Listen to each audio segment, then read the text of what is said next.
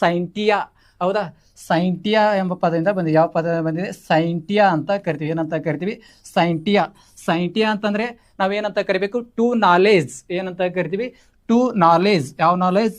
To knowledge. ಹೌದಾ, to knowledge ಅಂತ ಕರಿತೀವಿ. ಹೌದಾ, ಸೈಂಟಿಯಾ ಅಂತಂದ್ರೆ ಏನಂದರ್ಥ? To knowledge. ಹೌದಾ, ಟು ನಾಲೇಜ್ ಅಂತ ಕರಿಬೇಕಾಗ್ತದೆ. ಏನಂತ ಕರಿಬೇಕಾಗ್ತದ? To knowledge. ಹೌದಾ, ಟು ನಾಲೇಜ್ ಅಂತಂದ್ರೆ ತಿಳಿದುಕೋ, ಅರ್ಥೈಸಿಕೋ ಅಂತ ಕರಿತೀವಿ. ನಮ್ಮ ಹಾಡು ಭಾಷೆಯಲ್ಲಿ ಏನಂತ ಕರಿತೀವಿ? ತಿಳಿದುಕೋ, ಅರ್ಥೈಸಿಕೋ ಅಂತ ಕರಿತೀವಿ. ಹೌದಾ, ಹಾಗಾದ್ರೆ ವಿಜ್ಞಾನ ಅಂತಂದ್ರೆ ಏನು? ಜ್ಞಾನದ ಕುರಿತಾದ ಸುವ್ಯವಸ್ಥಿತ ಅಧ್ಯಯನವನ್ನು ನಾವೇನಂತ ಕರಿಬೇಕು? ವಿಜ್ಞಾನ ಅಂತ ಕರಿಬೇಕು. ಹಾಗಾದರೆ ವಿಜ್ಞಾನ ಎಂಬ ಪದವು ಆಂಗ್ಲ ಭಾಷೆಯಲ್ಲಿ ನಾವು ಸೈನ್ಸ್ ಎಂಬ ಪದದಿಂದ ಗುರುತಿಸುತ್ತೇವೆ. ಹಾಗಾದರೆ ಈ ಸೈನ್ಸ್ ಎಂಬ ಪದವು ಲ್ಯಾಟಿನ್ ಭಾಷೆಯ ಸೈಂಟಿಯಾ ಎಂಬ ಪದದಿಂದ ಬಂದಿದೆ. ಯಾವ ಪದದಿಂದ ಬಂದಿದೆ? ಸೈಂಟಿಯಾ. ಸೈಂಟಿಯಾ ಎಂದರೆ ಏನಂದರ್ಥ? ಟು ನಾಲೇಜ್ ಅಂತ ಕರಿತೀವಿ. ಏನಂತ ಕರಿತೀವಿ? To knowledge. ಹೌದಾ, ಹಾಗಾದರೆ ಈ ವಿಜ್ಞಾನ ಎಂಬ ಪದವನ್ನು ಮೊಟ್ಟ ಮೊದಲ ಬಾರಿಗೆ ಬಳಸಿರ್ತಕ್ಕಂಥ ವಿಜ್ಞಾನಿ ಯಾರಂತ ನಿಮ್ಗೆ ಕ್ವಶನ್ಸ್ ಕೇಳ್ತಾನ.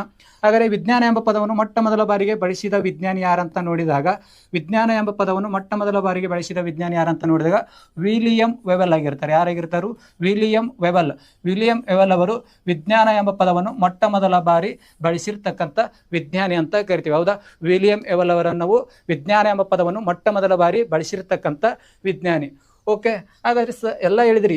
ವಿಜ್ಞಾನ ಎಂಬ ಪದವನ್ನು ಮೊಟ್ಟ ಮೊದಲ ಬಾರಿಗೆ ಬಳಸಿದ ವಿಜ್ಞಾನಿ ಯಾರು? William Wavell. ಹೌದಾ, ಹಾಗಾದರೆ ಈ ವಿಜ್ಞಾನದ ಪಿತಾಮಹ ಯಾರಂತ ನಿಮಗೆ ಕ್ವಶನ್ ಅರೇಂಜ್ ಮಾಡ್ಬೋದು. ವಿಜ್ಞಾನದ ಪಿತಾಮಹ ಯಾರಂತ ನಿಮಗೆ ಕ್ವಶನ್ ಅರೇಂಜ್ ಮಾಡ್ತಾನೆ. ಹಾಗಾದರೆ ವಿಜ್ಞಾನದ ಪಿತಾಮಹ ಅಂತ ನಾವು ಯಾರನ್ನು ಕರಿತೀವಿ? ರೋಜರ್ ಬೇಕನ್ ಅವರನ್ನು ಕರಿತೀವಿ. ಯಾರನ್ನ? ರೋಜರ್ ಬೇಕನ್. ಹೌದಾ, ಈ ರೋಜರ್ ಬೇಕನ್ ಅವರನ್ನು ನಾವು ವಿಜ್ಞಾನದ ಪಿತಾಮಹ ಅಂತ ಕರಿತೀವಿ. ಹೌದಾ, ಅನಿಷಿಯಂಟ್ ಫಾದರ್ ಆಫ್ ಸೈನ್ಸ್. ಹೌದಾ, ಪ್ರಾಚೀನ ವಿಜ್ಞಾನದ ಪಿತಾಮಹ ಅಂತಂದು ನಾವು ಯಾರನ್ನು ಕರಿಬೇಕು? ರೋಜರ್ ಬೇಕರ್ ಅನ್ನೋರು ಕರಿಬೇಕು. ಸರ್, ಇವರೆಲ್ಲ ಇದ್ರು. ವಿಲಿಯಂ ವೆವೆಲ್ ಇದ್ರು, ಗೆಲಿಲಿಯೋ ಗೆಲಿಲಿ ಇದ್ರು, ಸಿ ವಿ ರಾಮನ್ ಅವರಿದ್ರು. ಇವ್ರನ್ನ ಯಾಕೆ ಕರೀಲಿಲ್ಲ? ರೋಜರ್ ಬೇಕನ್ ಅವ್ರನ್ನ ನಾವು ಯಾಕೆ ಕರಿಬೇಕು ವಿಜ್ಞಾನದ ಪಿತಾಮಹ ಅಂತ ನೋಡಿದಾಗ 1248ರಲ್ಲಿ, ಎಷ್ಟರಲ್ಲಿ? 1248ರಲ್ಲಿ ಒಂದು ಪುಡಿಯನ್ನು ಕಂಡುಹಿಡಿತಾರೆ. ಯಾವ ಪುಡಿ ಅದು? ಗನ್ ಪುಡಿ ಅಥವಾ ಸಿಡಿಮದ್ದು ಅಂತ ಕರಿತೀವಿ. ಯಾವ ಮದ್ದು? ಸಿಡಿಮದ್ದು ಅಥವಾ ಗನ್ ಪೌಡರ್ ಅಂತ ಕರಿಬೇಕು. ಯಾವ powder? Which powder? Gun powder. ಹೌದಾ, ಈ ಗನ್ ಪೌಡರ್ ಅಥವಾ ಸಿಡಿಮದ್ದನ್ನು ಕಂಡುಹಿಡಿದಿರ್ತಕ್ಕಂಥ ವಿಜ್ಞಾನಿ ಯಾರಂತ ನೋಡಿದಾಗ ಯಾರಾಗಿರ್ತಾರೋ? ರೋಜರ್ ಬೇಕನ್ ಅವರಾಗಿರ್ತಾರೆ. ಹೌದಾ, ಈ ರೋಜರ್ ಬೇಕನ್ ಅವರು ಗನ್ ಪುಡಿ ಅಥವಾ ಸಿಡಿಮದ್ದನ್ನು ಕಂಡುಹಿಡಿದಿರ್ತಾರೋ. ಈ ಸಿಡಿಮದ್ದಿನಲ್ಲಿ ಬಳಸಿರ್ತಕ್ಕಂಥ ರಾಸಾಯನಿಕ ವಸ್ತು ಯಾವುದಂತ ನಿಮ್ಗೆ ಕ್ವಶನ್ ಅರೇಂಜ್ ಮಾಡ್ತಾನೆ. ಹಾಗಾದರೆ ಸಿಡಿಮದ್ದಿನಲ್ಲಿ ಅಥವಾ ಈ ಗನ್ ಪೌಡರ್ನಲ್ಲಿ ಬಳಸಿರ್ತಕ್ಕಂಥ ರಾಸಾಯನಿಕ ವಸ್ತು ಯಾವುದಂತ ನೋಡಿದಾಗ ಪೊಟ್ಯಾಷಿಯಂ ನೈಟ್ರೇಟ್ ಆಗಿರ್ತದೆ. ಏನಾಗಿರ್ತದೆ? ಪೊಟ್ಯಾಷಿಯಂ ನೈಟ್ರೇಟ್ ಅಥವಾ ಅದಕ್ಕೆ ನಾವು ಏನಂತ ಕರಿಬೇಕು? KNO3 ಅಂತ ಕರಿತೀವಿ. ಏನಂತ ಕರಿತೀವಿ? KNO3. ಹೌದಾ, ಅದೇ ರೀತಿ ಪ್ರಾಚೀನ ರಸಾಯನಶಾಸ್ತ್ರದ ಪಿತಾಮಹ, ಪ್ರಾಚೀನ ವಿಜ್ಞಾನದ ಪಿತಾಮಹ ಅಂತಂದು ಯಾರನ್ನು ಕರಿತೀವಿ ನಾವು?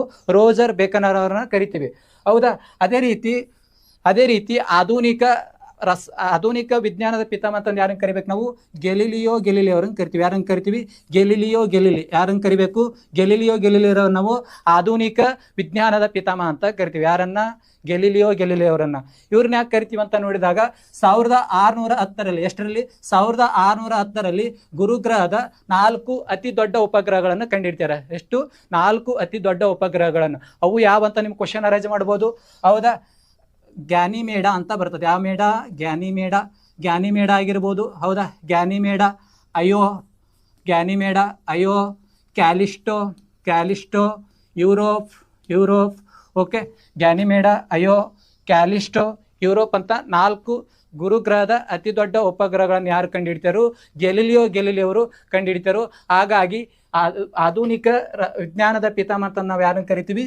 ಗೆಲಿಲಿಯೋ ಅವರನ್ನು ಕರಿತೀವಿ. ಹೌದಾ, ಅದೇ ರೀತಿ ವಿಜ್ಞಾನ ದಿನ ಅಂತಂದು. ಓಕೆ, ಇಷ್ಟೆಲ್ಲ ನೀಟಾಗಿ ನೀವೇನು ಮಾಡಬೇಕಾಗ್ತದೆ? ಬೇಸಿಕ್ ವಿಜ್ಞಾನದ ಬಗ್ಗೆ ಇನ್ಫಾರ್ಮೇಷನ್ ಗೊತ್ತಾಗಬೇಕು.